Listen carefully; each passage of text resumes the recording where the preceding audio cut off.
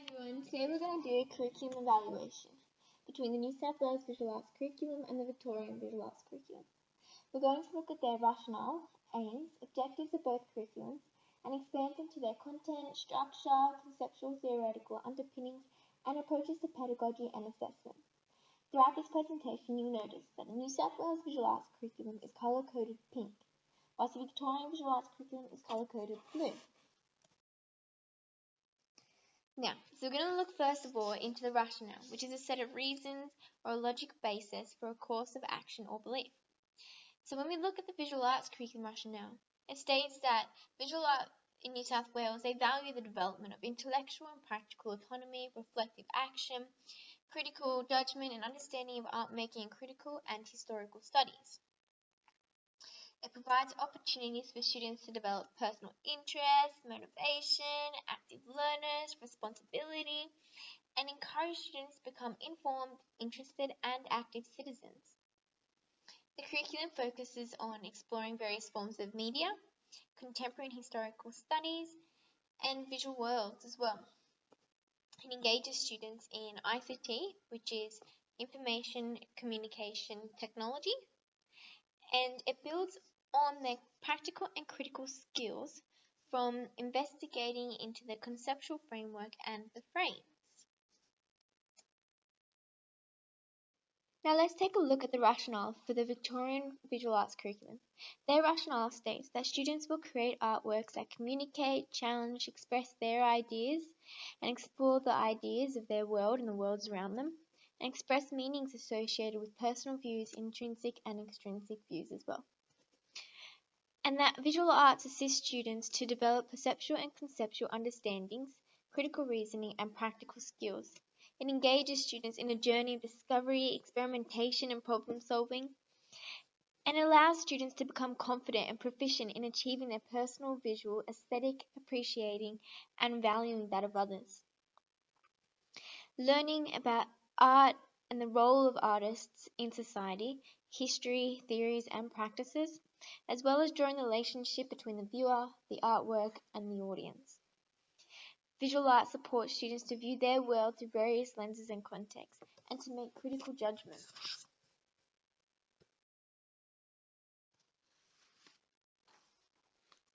Okay, so now that we've just gone through the rationale of both the New South Wales and Victorian Visual Arts curriculum, we can compare them side to side, and we can pick out the similarities and differences. Let's start with what they have in common. So both curriculums contain students participating in art making, historical studies, critical judgment, and critical reasoning. They explore visual arts, visual perception, language, techniques, technologies, practices, processes of visual forms, and communication.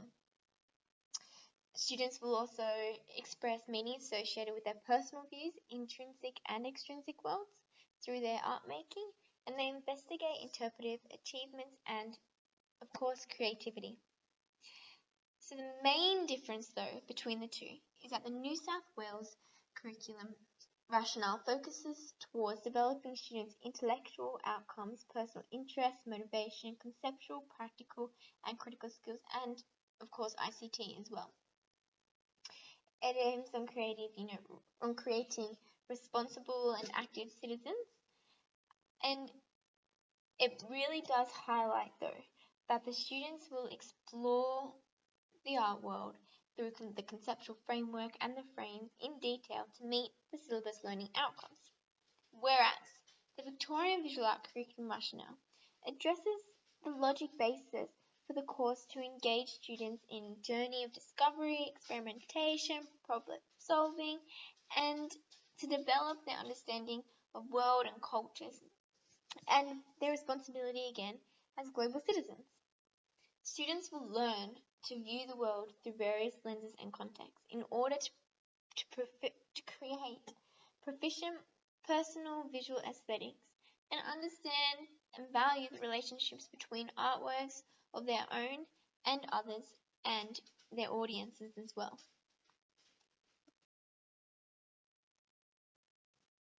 Okay, so now we're moving on to aim. So aim is a purpose or intention of a desired outcome. So New South Wales curriculum aims are simplified into two key points. The first one is to develop and enjoy practical and conceptual autonomy in their abilities to represent ideas in the visual arts.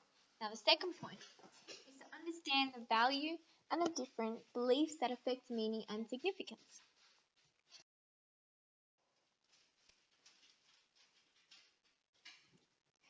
In contrast, the visual art curriculum is addressed in 6 key aims. They have the desire for students to develop, first of all, their conceptual and perceptual ideas and expression through design and inquiry processes, visual arts, techniques, materials, processes, and technologies.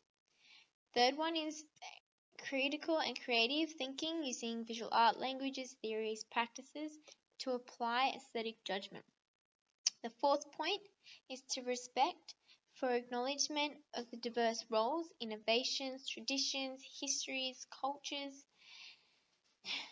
And the fifth point is to respect the visual arts as social and cultural practices, including industry practices. Now, the sixth point is for students to develop confidence, curiosity, imagination, and enjoyment, and a personal aesthetic engagement through visual arts, art making, viewing, discussing, analyzing, interpreting, and evaluating.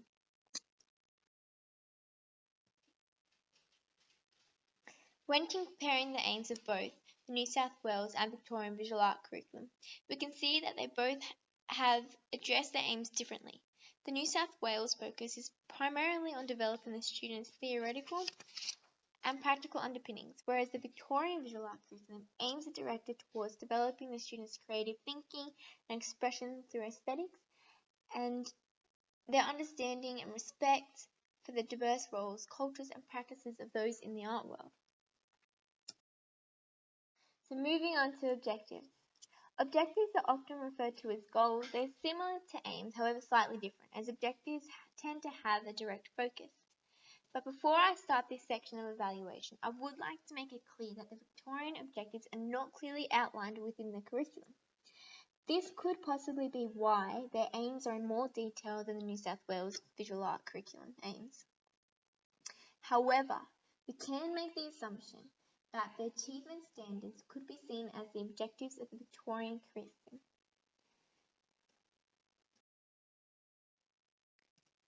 Now, when we evaluate the New South Wales visual art curriculum objectives, they have been clearly stated and broken into 2 categories.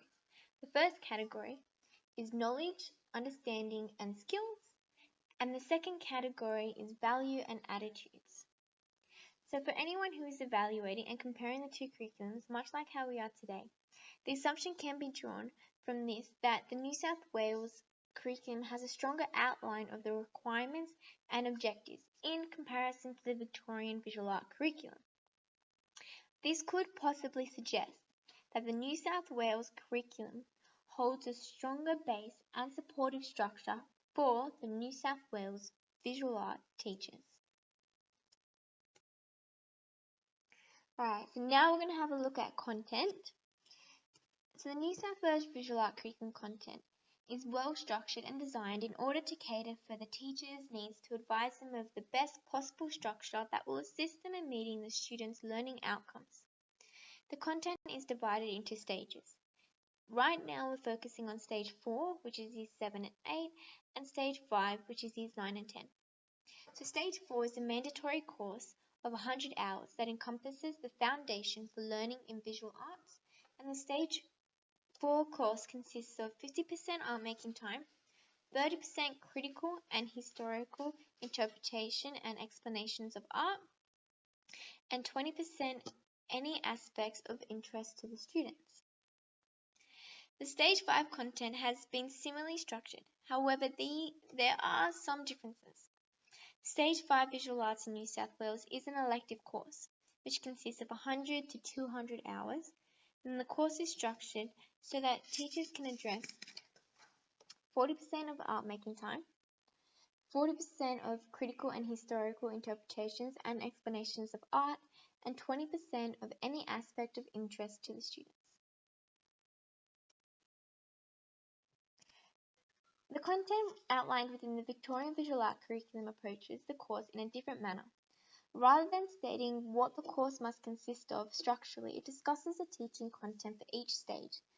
Here we are referring again to stage 4 and 5. The design of the content indicates to the teachers what they will teach rather than how they will teach the course. The content is broken up into 4 components. Number 1 being explore and express ideas. Number 2, visual arts practices.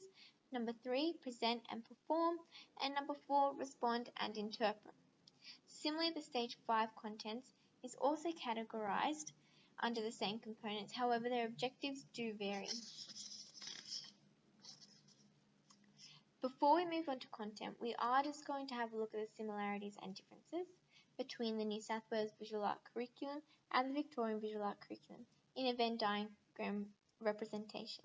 But I would also like to remind you that each content description is explored in further detail within the Victorian Visual Arts Curriculum website. Content, similarities and differences. Let's start with the similarities between contents. Both curriculums have a focus on student art-making practice and exploration of ideas situated in the world and the students' formation of ideas. Now, the difference between the content is that the New South Wales Visual Art Curriculum content outlines the focus on students' ability to learn and apply ICT skills, practical use of a visual arts process diary, and their key learning components. The content is structured in order to provide a scaffold to guide teachers teaching visual arts in New South Wales on how they should teach the syllabus content. Meanwhile, the Victorian Visual Art Curriculum is broken into 4 categories. These categories focus on in-depth learning of art-making practice and provide teachers with an overview of what they should teach rather than how. Each content description can be explored within further detail within the Victorian curriculum on their website. Alright everyone, we are halfway there, so we're now going to look at structure. The structure of New South Wales Visual Art Curriculum is clearly formatted and outlined in a succinct manner such as introduction, rationale, the pathways of learning for K-12 visual arts in the K-12 curriculum, aims, objectives, outcomes, content, life skills, outcomes and content, continuum of learning in visual arts K-10, and last of all, assessment. The structure of the Victorian Visual Arts curriculum is not as clearly formatted when comparing it to the New South Wales Visual Art curriculum. It does not contain as much information, as it only addresses rationale and aims, structure, learning in visual arts, scope and sequence, resources, and curriculum. Throughout this evaluation, I have found it difficult to review the Victorian curriculum and interpret the content as it is not formatted in a simplistic manner and the information is not clearly outlined. Pedagogy and assessment. The New South Wales Visual Art Curriculum assessments are based on the syllabus outcomes. Pedagogy is reflected through teachers being seen as facilitators for the students and providing programs and strategies to support and improve students' progress, as well as informal and formal assessments. Setting goals and evaluating students' results with their parents, teacher, and the student themselves are ways that teachers provide feedback and motivation to engage the student and assist the development of learning, responsibility, and the belief that all students can improve. The New South Wales assessments are based on the syllabus outcomes.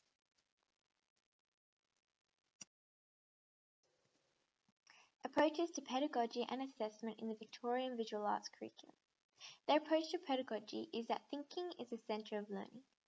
It is inclusive of an inquiry-based approach to teaching and has a focus on 3 strands, which is question and possibilities, reasoning, and metacognition.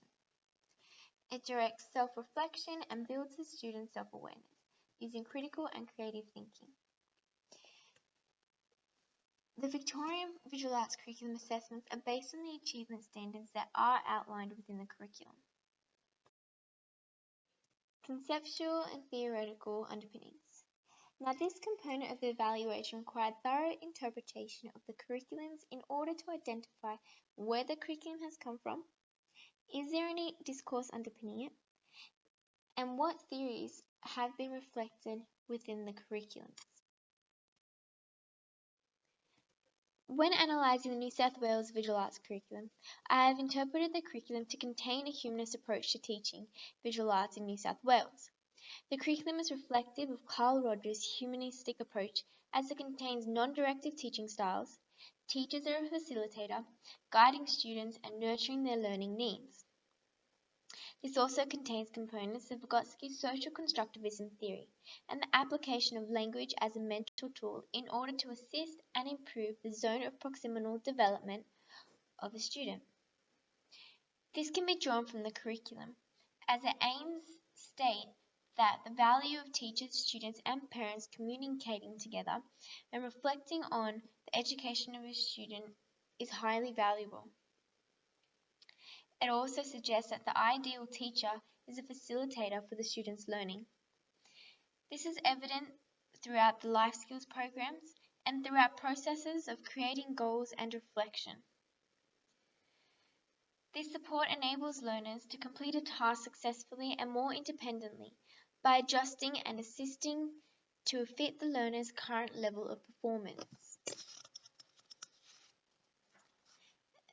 The discourse whether creativity can be taught or if it is embodied has not been obviously outlined within the New South Wales Visual Arts curriculum. However, it can be recognised that through practice, the conceptual framework and the frames, they can be used as tools to provide students with direction and influences to the resolution of their personal creativity. The curriculum content provides teachers with an outline in how they should teach rather than what they should teach their students. This structure allows New South Wales Visual Arts teachers to have flexibility in their teaching in order to embrace the students' creativity and to meet the curriculum outcomes. The structure of this curriculum can also suggest that giving that flexibility to the teachers allows the teacher to assist the development of each student's individual learning needs, catering for diversity and catering for creativity. Last but not least, we can have a look at the theoretical underpinnings of the Victorian Visual Arts curriculum. I have drawn the conclusion that the Victorian Visual Arts curriculum contains the conceptual and theoretical underpinning of psychological constructivism to achieve learning outcomes. Bandura's social cognitive development theory is driven by the use of social cognitive processes and motivations such as goals, self-efficacy, self-evaluation, outcome expectations, value, and social comparison. The Victorian Visual Art curriculum represents aspects of Bandura's theory as it encompasses an inquiry-based learning approach, motivation for management, and responsibility of their own learning. They perceive that learners have the agency and capacity for self-regulation, leading to personal standards and a sense of self-efficacy. Another theorist that may have influenced the curriculum is Jean Piaget and his theory of cognitive development. This is evident as there is no obvious outline which caters for students' learning diversity in the Victorian Visual Arts curriculum. And therefore, the assumption can be made that the curriculum believes that students should have already reached the formal operative stage by the time they are in stage 4, and that they have the ability to think with logic and reasoning. The Victorian Visual Art curriculum addresses creativity as if it is embodied within the students. The discourse whether creativity can be taught or if it is embodied is addressed within the curriculum through a primary focus on critical and creative thinking. Their approach to visual art education aims for students to experience their embodied creativity as well as interpret and analyze the creativity of others. Thank you very much for your participation, and I've now set aside 2 activities for you to complete within the next 10 minutes.